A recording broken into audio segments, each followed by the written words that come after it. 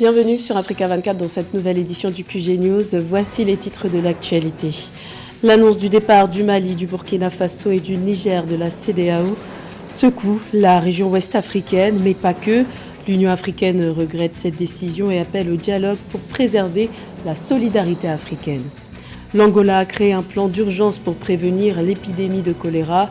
Face à l'émergence de la maladie au niveau régional, les autorités angolaises souhaitent la mise en place d'efforts coordonnés dans la SADC, la communauté de développement d'Afrique australe. Et retour sur les manifestations contre les féminicides qui se sont tenues au Kenya le 27 janvier. Des centaines de personnes sont descendues dans les rues de Nairobi pour dénoncer les violences faites aux femmes.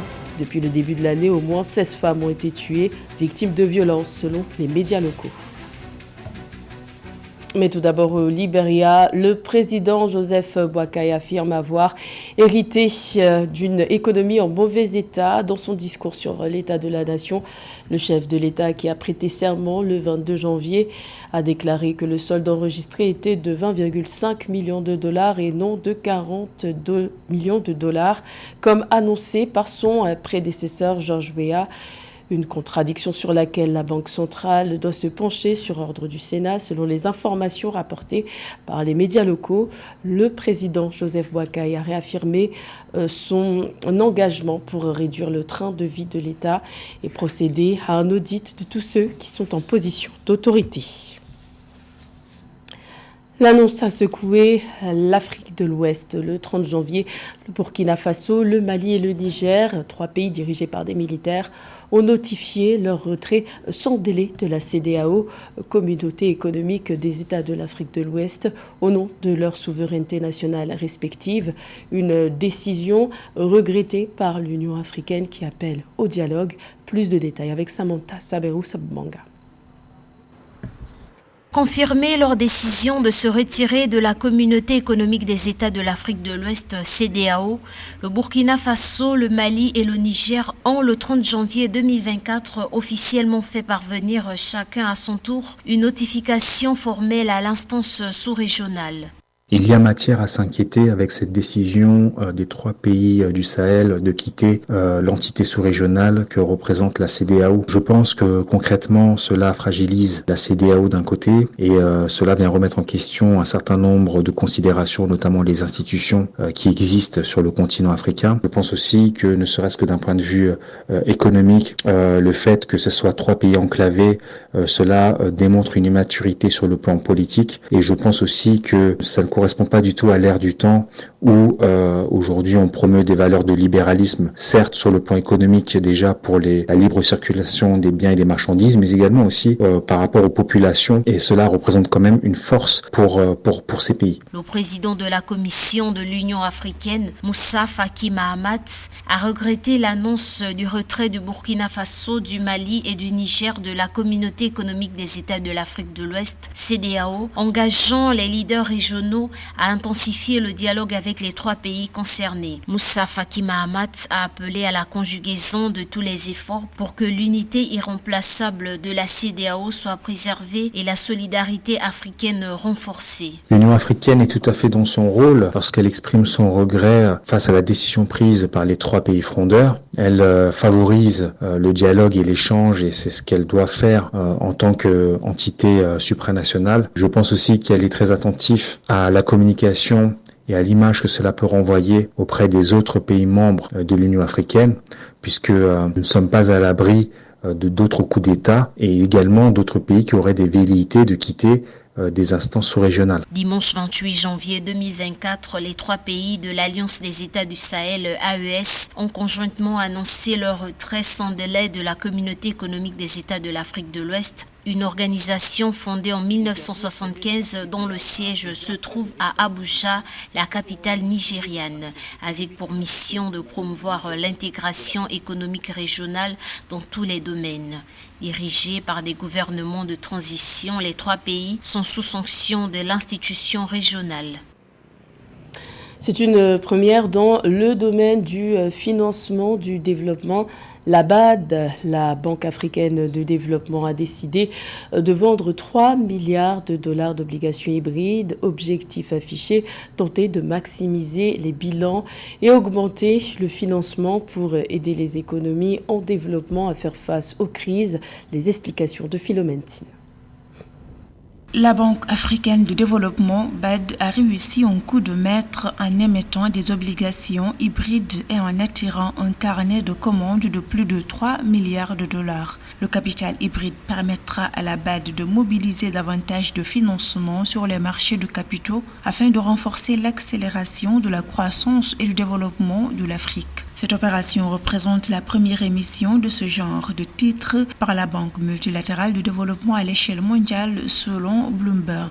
Nous avons là affaire à une institution multilatérale qui émet une espèce de bon de trésor pour être en mesure de lever de l'argent. C'est donc un mécanisme de financement qui consiste à faire jouer la confiance que la communauté nationale et internationale a envers l'institution de financement. Aujourd'hui, la situation est de nature à pouvoir nous donner un nouveau mécanisme de financement. Mais vous savez, lorsqu'on parle de 3 milliards de dollars et on a tendance à rendre cela exceptionnel, oui, bien sûr, par rapport à l'Afrique, oui, mais par rapport au monde entier, c'est très peu d'argent parce que simplement, ce n'est pas ce genre d'instrument que les gens utilisent pour être en mesure de lever de l'argent pour faire autre chose.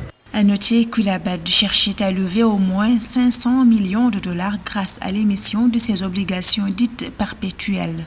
Ce capital hybride est une combinaison de dettes et de capitaux propres. Il permettra à la BAD d'émettre des obligations vertes, sociales et durables supplémentaires pour financer des projets ciblant certains des défis de développement les plus critiques du continent, notamment la sécurité alimentaire, l'accès à l'eau et aux services de santé, ainsi que les changements climatiques. 3 milliards de dollars, là où on cherchait 500 millions de dollars, ça peut paraître beaucoup, mais 3 milliards de dollars à l'échelle du continent et par rapport aux besoins, c'est quand même insignifiant. Il est important que, y compris Bloomberg et les autres, appartiennent à quand même considérer que nous sommes un continent avec des besoins de développement importants et que ce qui est beaucoup en Afrique devrait l'être ailleurs, ce qui est peu ailleurs devrait l'être également en Afrique. Selon les responsables de la BAD, l'institution financière aurait la capacité d'émettre 4 à 5 milliards de dollars d'obligations hybrides.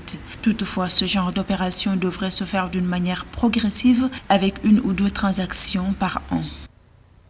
L'Angola lance l'alerte au sein de la SADC. Le pays a récemment mis en place un plan d'urgence pour prévenir l'épidémie de choléra.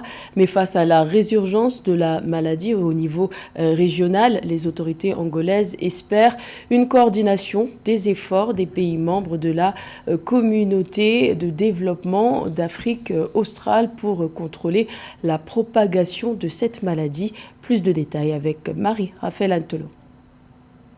En Angola, un plan stratégique pour empêcher la circulation de l'épidémie de choléra dans le périmètre frontalier Angola-Namibie par les autorités angolaises.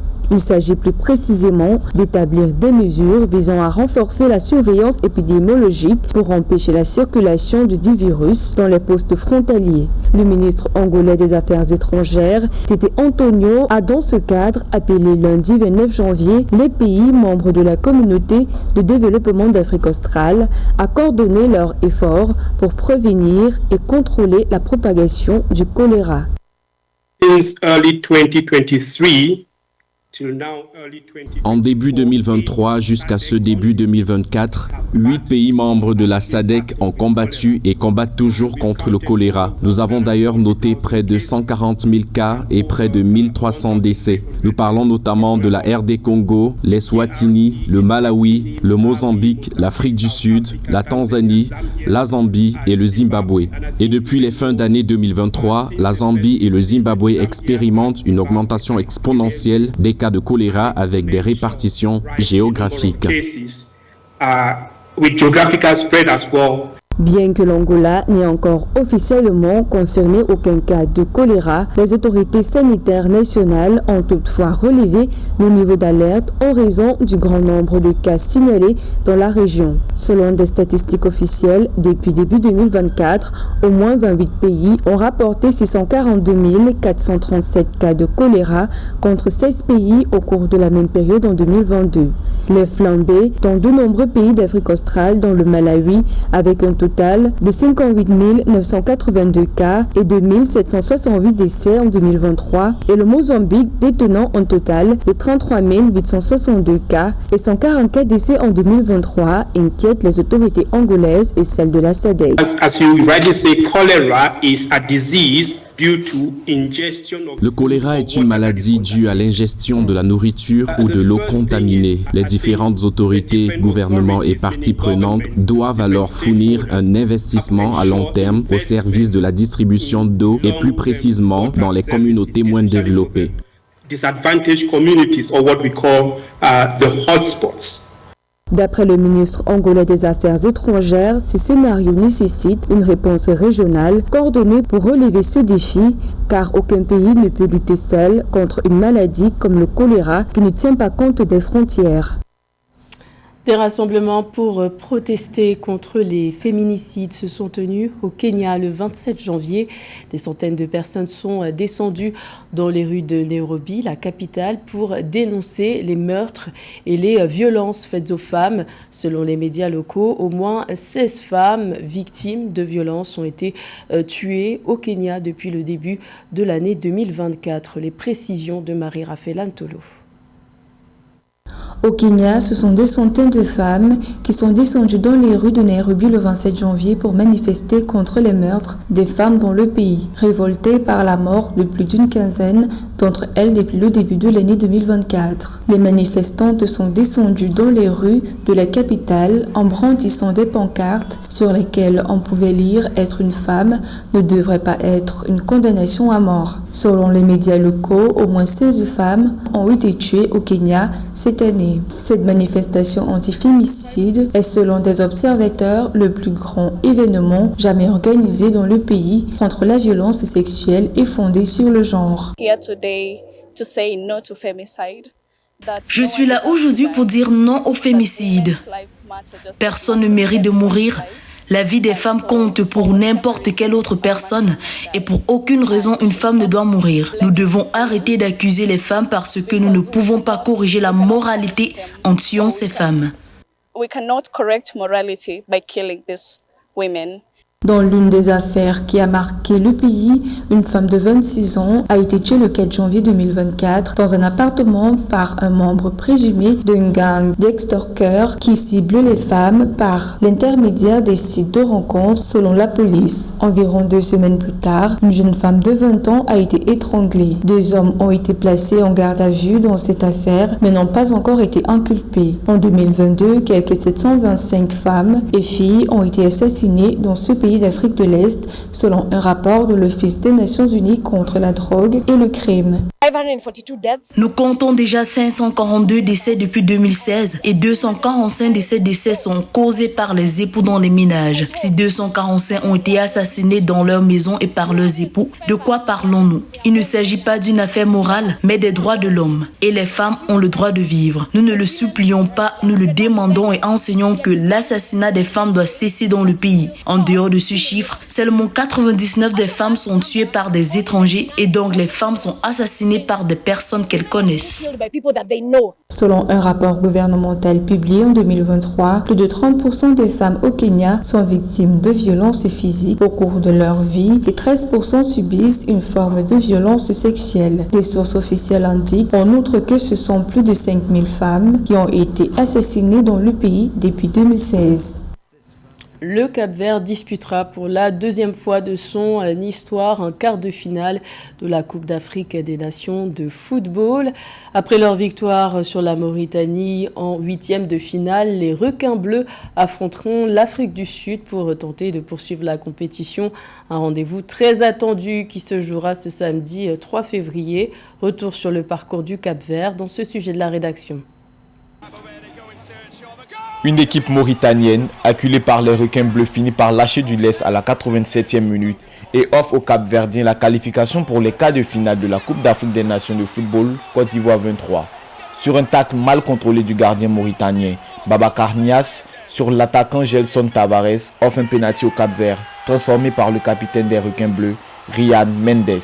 On a vu une belle équipe mauritanienne, comme l'a dit Didier, une équipe qui était vraiment en place tactiquement. L'entraîneur de la Mauritanie a bien placé tactiquement son équipe et elle a créé beaucoup de problèmes. La preuve en est que c'est sur une erreur, comme on appelle défensive, que le Cap-Vert fait la différence sur un penalty. Jusque-là, grosse surprise de cette édition de la grande messe du football africain. Le Cap-Vert a fini premier de son groupe devant les Black Stars du Ghana et les Pharaons d'Égypte qui tous deux ont été éliminés respectivement en phase de poule et en huitième de finale de la CAN Côte d'Ivoire 2023. Là où on est arrivé, il n'y a rien qui est facile. La preuve, le plus important, c'est de gagner. Ils ont gagné. Il n'y a plus à dire qu'est-ce qu'il peut faire, qu'est-ce qu'il ne peut pas faire. Là, ils doivent se reposer.